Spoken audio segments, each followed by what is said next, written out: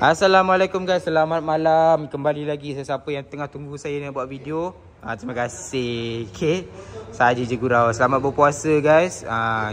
Sekarang dah hari ke-8 kot kita puasa. Selamat berpuasa. So lewat juga saya nak buat video ni sebenarnya. Saya balik ni memang nak kena terus upload. Kalau tak nanti lambat. Okay, alright. Untuk bulan puasa ni kita ada beberapa special lah sikit untuk korang. Untuk YouTube, hanya untuk YouTube saja. Okay, untuk bulan 3 ni, bulan 3 ni rebate tinggi sikit berbanding yang biasa. Alright, kita terus masuk dekat kita punya topik.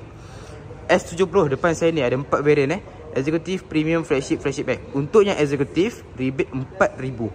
Sebelum ni tak ada rebate kan, tapi itu Executive rebate 4,000. Untuk variant yang lainnya Premium, Flagship Pack rebate 6,000. Okay, free gift nak tahu memang banyak, sampai 15 item free gift. Boleh komen, boleh PM saya akan bagi list. Okay, untuk S70.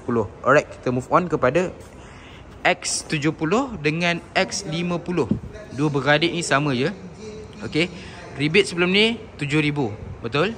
Rebate 7,000. Untuk bulan 3 ni rebate 8,000. Rebate 8,000 dengan beberapa lagi item free gift lah. Alright, untuk dua beradik ni sama je. Okay, untuk Persona standard, Persona executive dengan Persona premium. Standard dengan executive rebate 500 sahaja. Untuk yang premium 1,000. Clear Okay, saya terus pergi dekat X90. X90 tak ada, saya explain dalam ni je. X90 rebate 7,000 Sebelum ni 4,000 ke 5,000 je rebate. So dah naik untuk bulan Ramadan ni 7,000 rebate. Okay, kita move on kepada Saga pula. Iris sama Iris dengan Persona sama. Untuk Saga standard, premium S. Standard dengan premium rebate 500. Untuk yang premium S rebate 1,000. Clear guys clear. Pada bulan ni kalau korang nak beli sangat berbaloi. Contoh saya bagi contoh dulu Saga. Korang beli Saga dengan saya dapat rebate 500. Free tinted siap pasang. Kegelapan awak boleh pilih. Dashcam depan belakang siap pasang. Door visor siap pasang dengan leather seat. Sebelum ni saya tunjuk kat korang kan. Leather seat.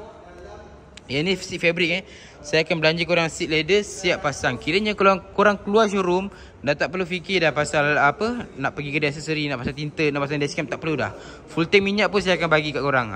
Okay, korang keluar je showroom, kereta dah siap. Boleh terus balik kampung. Okay, itu sangat berbaloi beli dengan saya pada bulan ni. Kita kongsi rezeki sama-sama insyaAllah. Okay, itu saja video saya pada hari ini. Sangat simple, sangat short.